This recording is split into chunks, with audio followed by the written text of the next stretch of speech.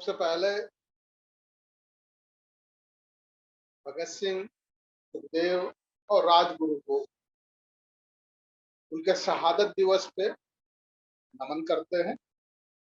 और आज उनके शहादत जो उन्होंने दी है, जिसके उनके शहादत के दम पे जो भारत आज आजाद है, स्वतंत्र देश है, कहने को स्वतंत्र है। लेकिन अब आज विशेष तौर पे बात करेंगे डॉक्टर राम मनोहर लोहिया। डॉक्टर राम मनोहर लोहिया जी का आज जन्म दिवस है। 23 मार्च 1910 को वो अकबरपुर में पैदा हुए।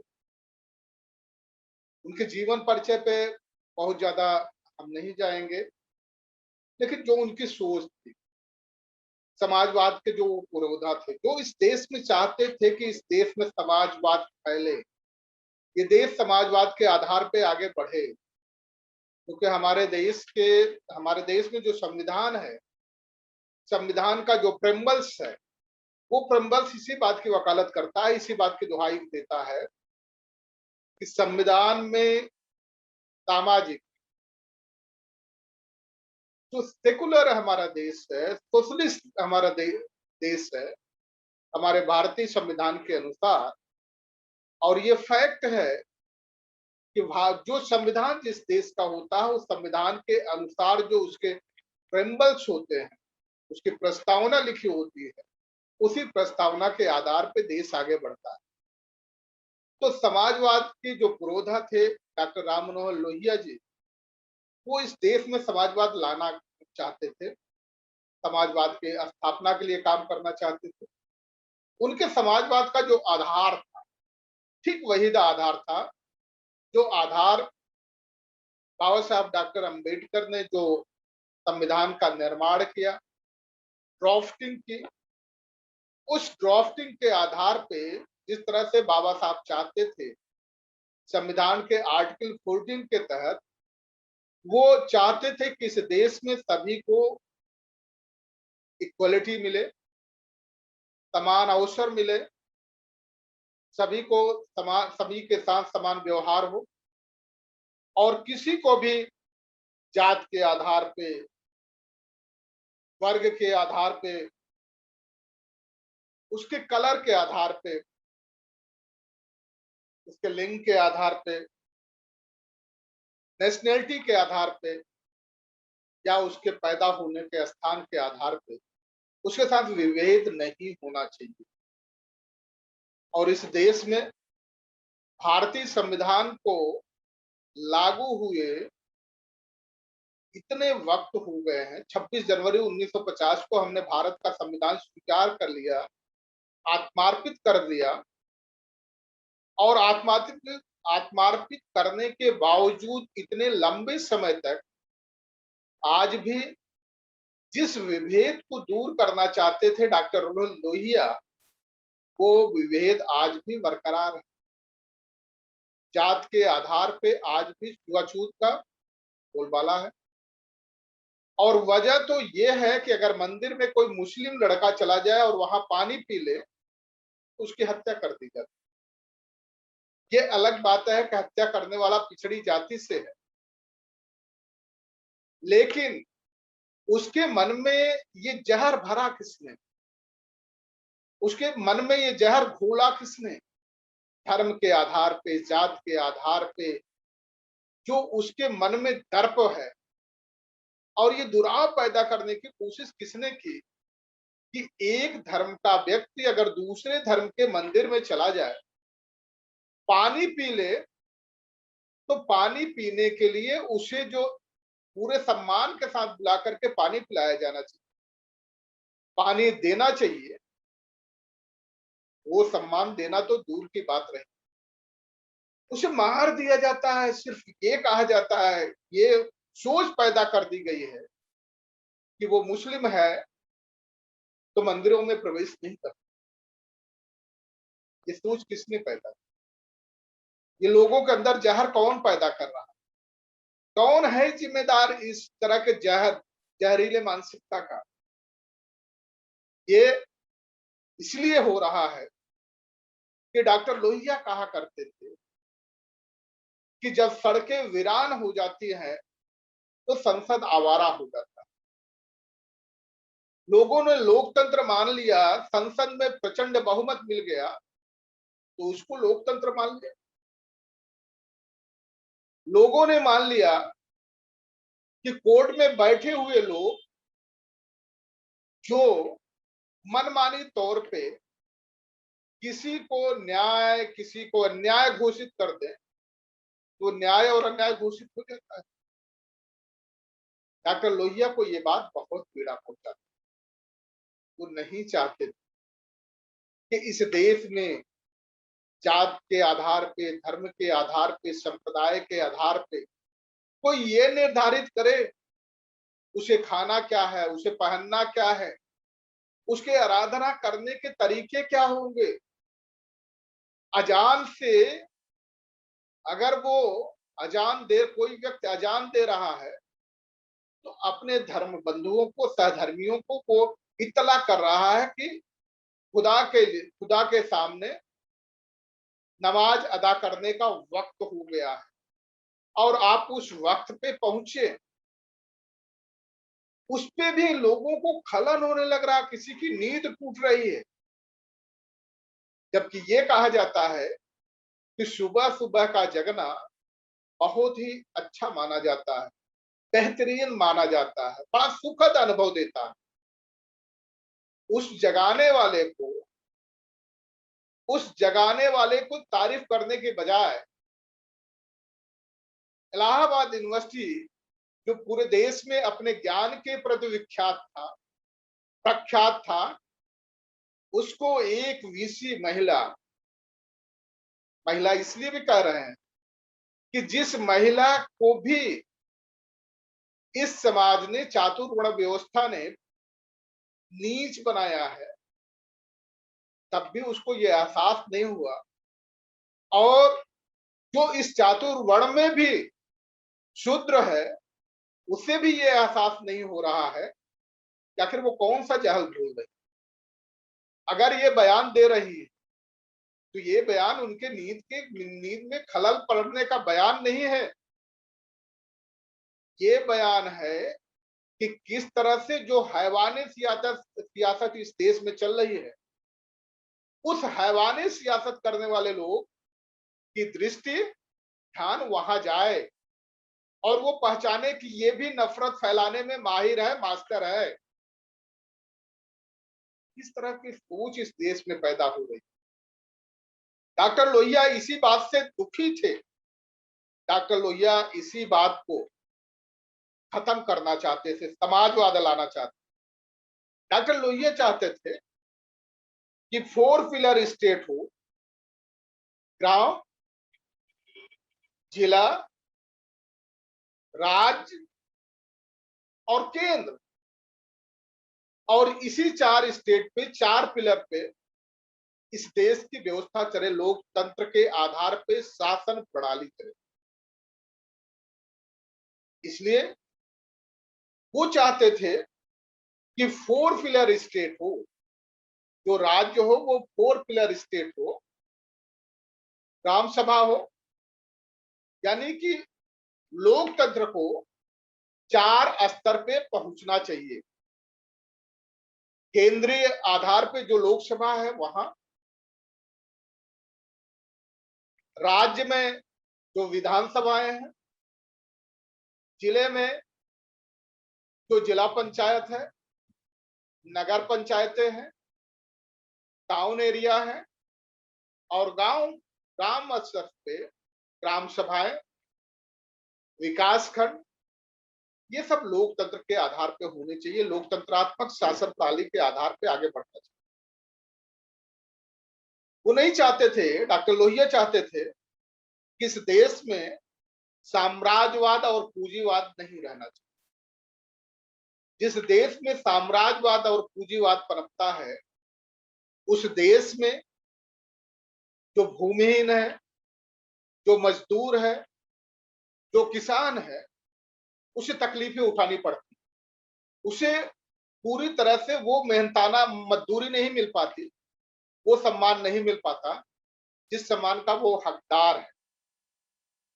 इसलिए ये सम्मान दिलाने की जिम्मेदारी ये चारों स्टेट जो बन रहे हैं, 4 पिलर स्टेट बन रहे हैं, उस 4 पिलर स्टेट की जिम्मेदारी है कि वो पूरी तरह से व्यक्ति की गरिमा और प्रतिष्ठा का ख्याल रखे। आज व्यक्ति की गरिमा और प्रतिष्ठा का कोई ख्याल नहीं है। धर्म के आधार पे कितने नफरत फैलाए जा सकते हैं, धर्म के आधार पे कितने विभेद फैलाए जा सकते हैं, धर्म के आधार पे सांप्रदायिक दंगे कितने फैलाए जा सकते हैं, धर्म के आधार पे लोगों को कितना बांटा जा सकता है, एक दूसरे के प्रति में जहर पैदा किया जा सकता है। जब ये सोच है तो इस सोच को दूर करने का एक ही मार्ग है कि समाजवाद आना चाहिए, समाजवाद होना चाहिए। तो डॉक्टर लोहिया की कितनी साफ सोच थी। वो चाहते थे कि विकास हो तो विकास की जो नदी बहे, विकास का जो बहार बहे, उस बहार का आनंद गांव स्तर के जो निम्न से निम्न समाज का व्यक्ति है वहां तक पहुंचना चाहिए, उसकी जिम्मेदारी होनी चाहिए। उसे इस बात का एहसास होना चाहिए कि हमारा जीवन कोई बोझ नहीं है। जिस देश में हम पैदा हुए हैं वो देश हमारा कितना ख्याल रखता है, हम इस देश की हम भी एक अमूल्य धरोहर हैं। क्योंकि जब आप उनके पास वोट मांगने जाते हैं तो आप ये कहते हैं कि आप अपना अमूल्य मत दीजिए। जब आपसे अमूल्य मत मांगा जाता है तो अमूल्य मत का मतलब आप समझिए कि आप कितने महत्वपूर्ण हैं इस देश के। इस देश में समाजवाद क्यों नहीं आ रहा है? डॉक्टर लोहिया ने ये कहा कि इस देश में जो ट्रस्टीशिप है, इस ट्रस्टीशिप ने इस देश के ज्यादा से ज्यादा जमीनों पे अपना हक जमा लिया है, अपना कब्जा कर लिया है। जमीनें उनके पास होनी चाहिए जिनको इस पर खेती करना है। जमीनें उनके पास नहीं होनी चाहिए तो धर्म के नाम पे ट्रस्ट बना लिए, अनावश्यक समाज उत्थान के नाम पे ट्रस्ट बना लिए। अगर समाज उत्थान के लिए ट्रस्ट बनाया है तो जो भूमिहीन व्यक्ति है, जिसके और अनपढ़ भी है, सामाजिक दृष्टिकोण से, शैक्षणिक दृष्टिकोण से भी वो पिछड़ा है, तो उसे मुक्त विकास की मुख्य धारा से जोड़ने के लिए कोई ना कोई उसे व्यवसाय तो मिलना चाहिए, अपने पैरों पे उसे खड़ा होना चाहिए, तभी तो संभव है। अगर वो अपने पैरों पे नहीं खड़ा हो पाएगा तो इस देश का विकास नहीं हो सकता, सामूहिक विकास नहीं हो सकता। विकास कुछ लोगों के घर तक पहुंचेगा या महलों तक पहुंचेगा। अगर ये कहा जाए कि जिनके हाथों में छाले हैं, पैरों में बेवाई है, उन्हीं के दम पे अगर जो महल बने हैं, आलीशान महल बने हैं, इन महलों में जो रोशनी आई है, जो रौनक आई है, जो आनंद आया है, ये उन्हीं के दम पे आया। देखिए, जो इस महलों पे इतरा रहे हैं लोग, उस इतराने वाले लोगों से ये पूछिए किस महलों में बनाने के लिए, इस महलों को पूरी तरह से अंजाम देने के लिए, मूर्त रूप देने के लिए बहुत सारे लोगों के हाथों में छाले पड़े होंगे, बहुत सारे लोगों के हाथों में बेवाई फटी होगी, पैरों में बेवाई फटी होगी, तब जाकर के आपके महलों में रौनक आई। जिन्होंने आपके महलों के सपनों के महलों को साकार रूप दिया है, वो सम्मान के पात्र नहीं है? ये बड़ा प्रश्न, इस प्रश्न का जवाब तलाशना पड़ेगा। और ये हो क्यों रहा है? क्योंकि यहाँ ट्रस्टीशिप है। ट्रस्टीशिप ने इस देश का सत्यानाश मारा। जब हमारे देश में सीलिंग एक्ट लागू हुआ, जब जेडे एक्ट खत्म हुआ, तो उस जेडे एक्ट के तहत, खत्म होने के तहत, लोगों को निर्धारित हो गया कि कोई भी व्यक्ति पार 12 एकड़ से ज्यादा जमीनें अपने पास नहीं रख पाएगा, तो 5-500 एकड़, 5-500 हेक्टेयर जमीनें रखने का नया तरीका ढूंढ लिया और वो ट्रस्ट बना लिया। तो ये जो ट्रस्टीशिप है, ये ट्रस्टीशिप खतरनाक है इस देश के लिए। इस देश के विकास में ये ट्रस्टीशिप बहुत ही खतरनाक है। ये ट्रस्टीशिप खत्म होना चाहिए। डॉक्टर लोहिया हमेशा इस बात को मांग करते थे कि इस देश में ट्रस्टीशिप नहीं रहना चाहिए। दूसरी मांग डॉक्टर लोहिया की रहती थी कि जरूरत से ज्यादा अहिंसा पे जो हम भरोसा करते हैं, वो भी कहीं से उचित नहीं है। अहिंसा का पाठ पढ़ा दिया जाता है तो जो गरीब आदमी है, मजदूर आदमी है, भूखा है, कपड़े के बगैर नंगा है, उसे तो समझ में आ जाता है कि अहिंसा करना चाहिए। बड़े बड़े लोग अहिंसा की बात करते हैं, लेकिन वो नहीं समझ पाता कि जो लोग अहिंसा की बात करते हैं, दरअसल वो हाइब्रिड क्वालिटी है, दोगले लोग। हमें तो अहिंसा का पाठ पढ़ाते हैं ताकि हम उनके अन्याय और अत्याचार का मुकाबला हिंसा से न दें, उनके हिंसा का मुकाबला हम हिंसा से न करें। तो इसका मतलब ये हुआ कि वो हमारे अंदर कमजोरी पैदा करना चाहते हैं, हमें कमजोर देखना चाहते हैं, इसलिए अहिंसा का पाठ पढ़ाते हैं, अब खुद हिंसक हो जाते हैं। लोहिया जी कहते हैं कि जो जरूरत से ज्यादा हिंसा पे रोक टिकना चाहते हैं थे, अहिंसा पे भरोसा करना चाहते हैं, वो इस देश का सत्यानाश करेगा, इस देश में कुख्यात लोगों को पैदा करेगा। और कुख्यात कौन होता है? जो लोगों को डराता है, जो लोगों को धमकाता है, जो लोगों की संपत्तियों को छीनता है, एन के प्रकार में छीनता है, उसको गरीब बनाए रखने की कोशिश करता है, उसके दिन भर मजदूर दिन भर उससे मेहनत कराता है, लेकिन शाम को उसको मजदूरी सिर्फ काट करके देने की कोशिश करता है। ये है हिंसा।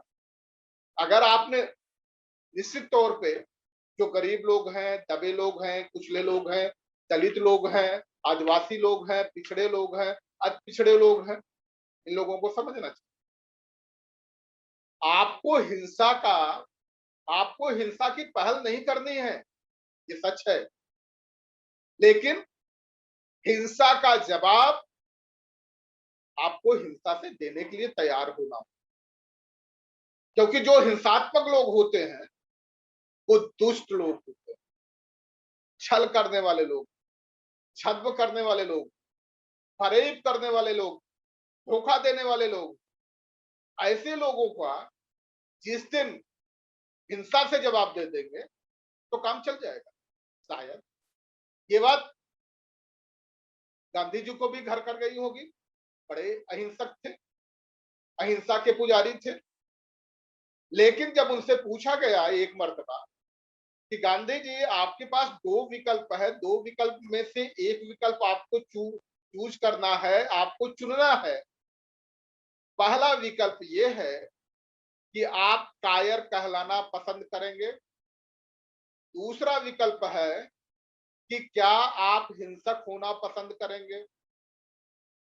तो गांधी जी का जवाब था कि कायरता और हिंसा में से अगर मुझे चुनना पड़ा तो मैं हिंसा को चुनूंगा, क्योंकि जहां डरपोक लोग पैदा होते हैं वहीं डराने वाले लोग पैदा होते हैं, और जहां डरपोक लोग पैदा होना बंद हो जाए वहां किसी माँ के गर्भ में इतनी ताकत नहीं, उस माँ का गर्भ इतना शक्तिशाली नहीं हो सकता कि वो डराने वाले बच्चे को जन्म दे सके।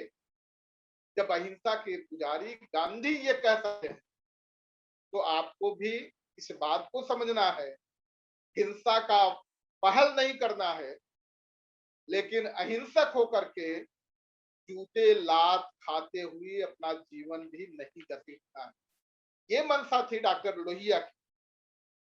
डॉक्टर लोहिया कहते थे गांधी जी के विचारों से और डॉक्टर लोहिया के विचारों में यही विभिन्नताएं होती थी, यही मतभेद होता था।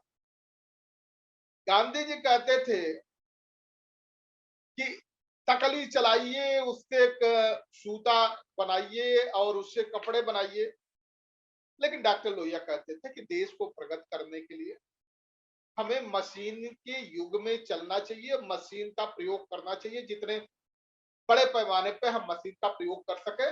हमें मशीन के प्रयोग से किसी भी तरह से गुरेज नहीं करना चाहिए, उसे परहेज नहीं करना चाहिए।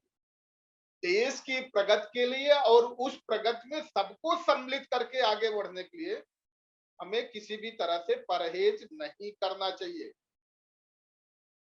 चौथी बात और खास बात डॉक्टर लोहिया जो कहते थे, उनका ये कहा था, जो कट्टरता से लोग आस्था में विश्वास करते हैं, धर्म में विश्वास करते हैं और धर्म और आस्था प्रकट करने के लिए दिमाग की बत्ती गुल कर देते हैं।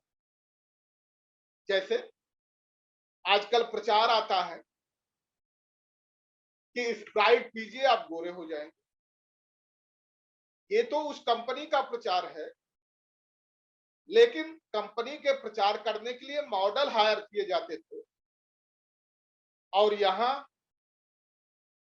तो आपने प्रधानमंत्री हायर कर लिया, कंपनी का प्रचार करने के लिए प्रधानमंत्री हायर कर लिया। और अगर वो प्रधानमंत्री होते तो बीएसएनएल का प्रचार करते, अगर वो प्रधानमंत्री होते तो ओएनजीसी का प्रचार करते, अगर वो प्रधानमंत्री होते तो बीपीसीएल को मजबूत करने की कोशिश करते, अगर वो प्रधानमंत्री होते तो हमारे रेलवे स्टेशन को आधुनिकीकरण की तरफ आगे ले जाने की कोशिश करते, अगर वो प्रधानमंत्री होते तो एयरपोर्ट को बेहतर बनाने की कोशिश करते, अगर वो प्रधानमंत्री होते तो पोर्ट को बेहतर बनाने की कोशिश करते। वो दरअसल प्रधान सेवक है, चौकीदार है। और प्रधान सेवक चौकीदार काम कहां करता है? बड़े बड़े उद्योगपतियों के यहाँ काम करता है। तो जब प्रधान सेवक और चौकीदार बड़े बड़े उद्योगपतियों के लिए काम करता है, तो उद्योगपतियों के कहने पे प्रचार करता है, जियो का प्रचार करता है। प्रचार ये करता है कि हर व्यक्ति के खाते में 15-20 लाख रुपए तो यूं ही आ जाएंगे। प्रचार ये करता है कि नोटबंदी से देश प्रगति पथ पे जाएगा। प्रचार ये कहता है कि हम किसानों के लिए 3 बेहतर कृषि कानून लेकर के आए हैं, लेकिन वो कृषि कानून तीनों उद्योगपतियों के समझ में तो आते हैं, किसानों की समझ में नहीं आते। वो प्रधान सेवक जब बंगाल में प्रचार कर रहा होता है तो ये कहता है कि हम हर लोगों को एक एक घर को रोजगार देंगे। अगर वो प्रधानमंत्री होता तो जवाब देता, कुछ लोग पूछते कि आप ये बताइए, नौकरियां तो आपने सब खत्म कर दी, लेटरल एंट्री के जरिए आप लोगों को लाने लग गए, तो आप नौकरियां देंगे कहां? वैकेंसी निकल नहीं रही है, कोई हर जगह से छटनी हो रही है। और जो एलआईसी जो लोगों का विश्वास का पात्र था, एलआईसी में भी आप अपनी हिस्सेदारी बेच रहे हैं, प्राइवेट सेक्टर को दे रहे हैं। जब अपनी हिस्सेदारी आप बेच देंगे तो गवर्नमेंट का अधिकार खत्म हो जाता है उस पर कोई भी बात करने का। वो जिस तरह से चलाना चाहे चलाए। ये क्या इतना आसान है? एक बात जरूर है कि जब कोई उत्तर प्रदेश में एक चीनी मिल बिक जाती है तो मुलायम सिंह यादव, मायावती बहुत बड़े घोटालेबाज हो जाते हैं, घोटालों का आलीशान महल खड़ा कर देते। लेकिन जब ओएनजीसी कमजोर होता है, ओएनजीसी जो डीजल सप्लाई इंडियन रेलवे को करता है, वो डीजल सप्लाई जब रिलायंस को मिलता है तो क्या घोटालों का समुंदर नहीं बह रहा है यहां? लेकिन कहेंगे कि हमारे ऊपर भ्रष्टाचार का कोई आरोप नहीं लगा। जो रेड लाइट एरिया में तवायफे होती है, उन पर भी कोई जो है, कोई ये नहीं कहता कि वो बदचलन है। तो क्या मतलब इसका वो बदचलन नहीं है? कहीं ऐसा तो नहीं कि जो भ्रष्टाचार होता था कहीं कभार कहीं, या चोरियां हुआ करती थी, ये बेचने में, हम इस बात से इनकार नहीं कर सकते कि बेचने में जो सत्ता में रहे होंगे लोग, कुछ न कुछ उसका लाभ मिला होगा। तो पहले चोरियां होती थी, अब डकैतियां होने लग गई, इसलिए लोगों की जुबानें बंद हो गई, डकैतों के सामने बोलना पसंद नहीं करते। डॉक्टर लोहिया की बात की जाए तो डॉक्टर लोहिया यही बात कहते थे, घेरा डालो डेरा डालो। जो सरकार निकम्मी हो गई है, जो सरकार जितने अपने वादे करे, उन वादों की कभी समीक्षा करने के लिए किसी को मुंह खोलने पे प्रतिबंध लगा दे। आप देखिए, बहुत सारी चीजें चल रही है, झूठ के, फरेब के, मक्कारी के। जो व्यक्ति शब्दों के कि शब्दों का इतना बड़ा मलैक्स हो, वो इस देश के लिए हितकर हो सकता है, वो इस देश की गरिमा बढ़ा सकता है। इस देश को बचाना है, इस देश में सामना करने की कोशिश की जा रही है, पूंजीपतियों को मजबूत करके। वो साम्राज्यवाद आज गरीबों को निगलेगा, किसानों को निगलेगा, भूमिहीनों को निगलेगा, और कल जिन्होंने ये सारा काम किया उन्हें भी निगलेगा। लेकिन सत्ता का नशा ऐसा होता है कि भविष्य दिखता नहीं। इन देशवासियों को भविष्य देखना चाहिए। इन देशवासियों को भविष्य नहीं दिखेगा तो ये देश गर्त में जाने से कोई नहीं रोक पाएगा। किस मुंह से भगत सिंह को शहादत दिवस पे आप श्रद्धांजलि देंगे? किस मुंह से सुखदेव को उनके शहादत दिवस पे श्रद्धांजलि देंगे? किस मुंह से राजगुरु को श्रद्धांजलि देंगे? आज का दिन अहम दिन है। शहादत शहादत देने वाले हमारे वीर शहीदों के मेहनत, उनकी शहादत को कोई कलंकित कर रहा है, उनकी शहादत को कोई गालियां बक रहा है। ये देश अगर पुनः साम्राज्यवाद के मार्ग पे चल निकला, ये देश अगर पुनः पूंजीवाद के मार्ग पे चल निकला, तो इस देश को बचा पाना बहुत मुश्किल हो जाएगा। क्या जवाब दीजिएगा? जो व्यक्ति, तो लोहिया जी कहते थे, घेरा डालो डेरा डालो। आज इस सत्ता को सबक सिखाने के लिए, बेलगाम सत्ता को, जो लोकतंत्र के आधार पे तानाशाह बना हुआ है। लोकतंत्र में लोग प्रतिनिधि होते हैं, देश के प्रतिनिधि होते हैं। जनतंत्र में लोग देश के प्रतिनिधि होते हैं। लेकिन जो तानाशाह बना हुआ है, गजब है। कोरोना के नाम पे, फिर हम भी जानना चाहते हैं ये कोरोना कैसा है। कब आप जो है कैबिनेट में उसको बुला करके पूछते हैं कि सैटरडे और संडे को कोरोना आक्रमण करेगा, बाकी दिन आक्रमण नहीं करेगा, इसलिए सैटरडे और संडे को आप घर में रह लीजिए, बाकी दिन आप काम पे रहिए, रात में घर रह लीजिए, रात में कोरोना आक्रमण करेगा। और जिन जिन राज्यों में चुनाव होते हैं, वहां कोरोना साइलेंट होकर के बैठ जाता है, और जिन राज्यों में चुनाव नहीं होते, वहां कोरोना वायलेंट हो जाता है। आखिर इतनी बेहतरीन दोस्ती की कैसे कोरोना से? इस महामारी से इतनी बड़ी दोस्ती की क्यों, कैसे? आपने तो तमाम विकल्प उपलब्ध करा दिए थे। अभी लोगों ने उसकी वार्षिकी मनाई, ताली थाली की वार्षिकी मनाई कल, और आपने आरोग्य सेतु ऐप भी बना दिया था। 2 गज की दूरी, मास्क है जरूरी, ये भी कर दिया, और आप तो वैक्सीन भी ला दिए हैं। और जिस वैक्सीन के बारे में ये कहते हैं कि भारतीय वैक्सीनों पे विश्वास करिए, भारत की किसी भी चीज पे, किसी भी संस्था पे अविश्वास नहीं है। विश्वास कूट कूट के भरा है, लेकिन धूर्त लोगों की नैतिकता पे कभी विश्वास नहीं किया जा सकता।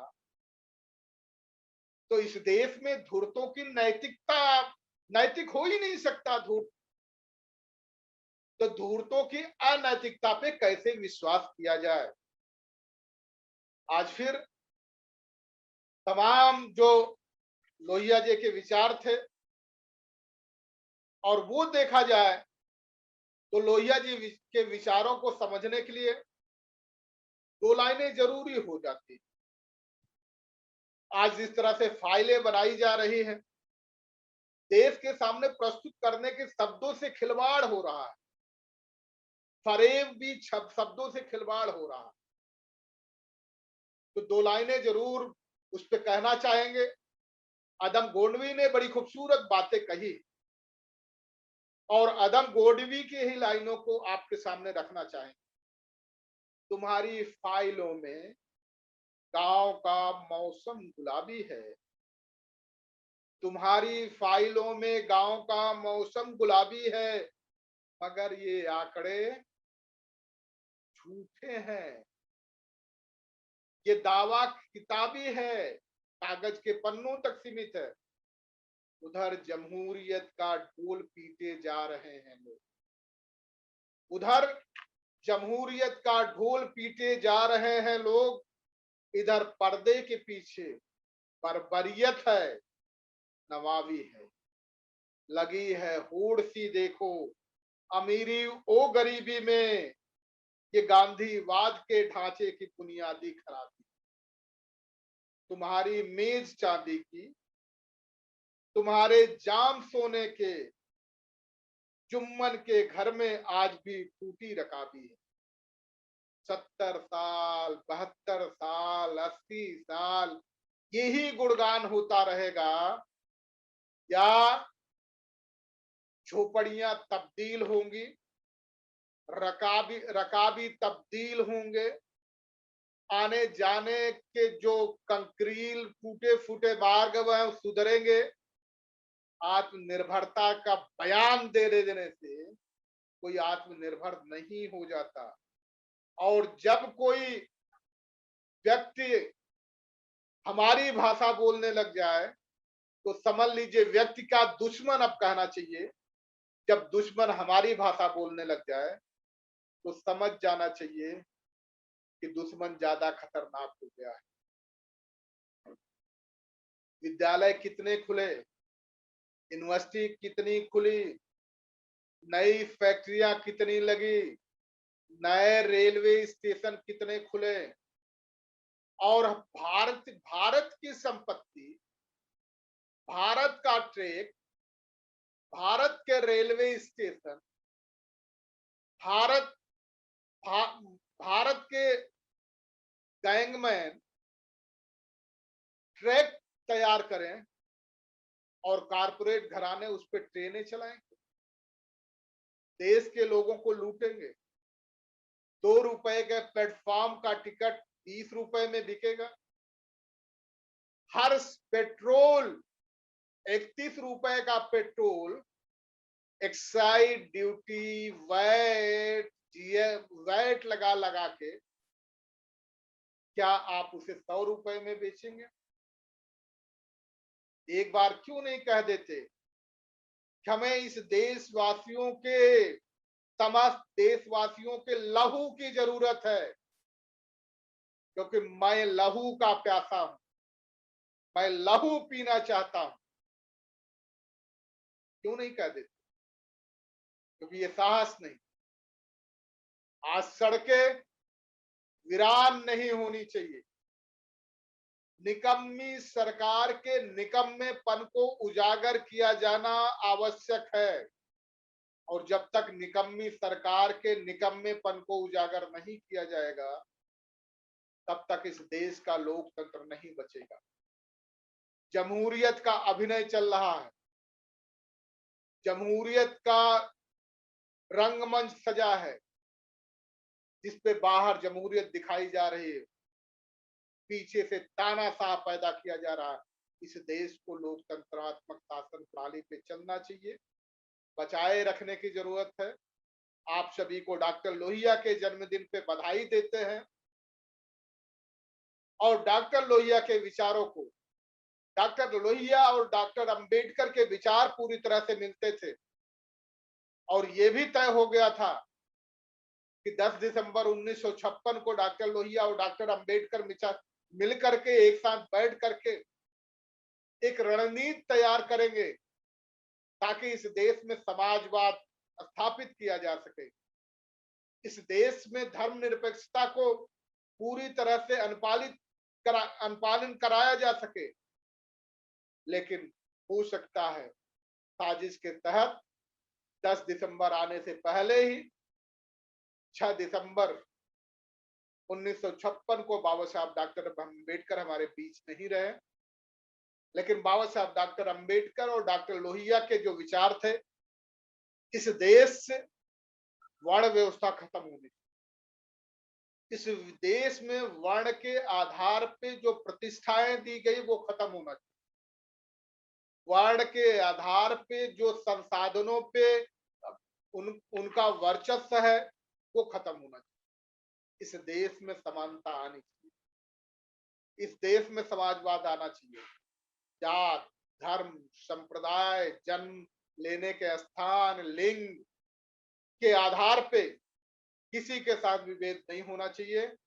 जिस दिन ये व्यवस्था लागू हो गई, उसी दिन हम डॉक्टर लोहिया को श्रद्धांजलि देने के लिए पूरी तरह से अपने आप को सक्षम पाएंगे। और आज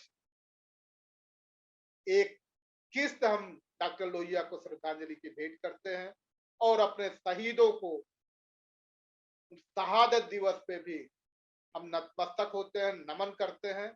आप सभी का हमारे साथ जुड़ने के लिए, गौतम राणे सागर के साथ जुड़ने के लिए, दर्द भारत न्यूज चैनल के साथ जुड़ने के लिए बहुत बहुत धन्यवाद।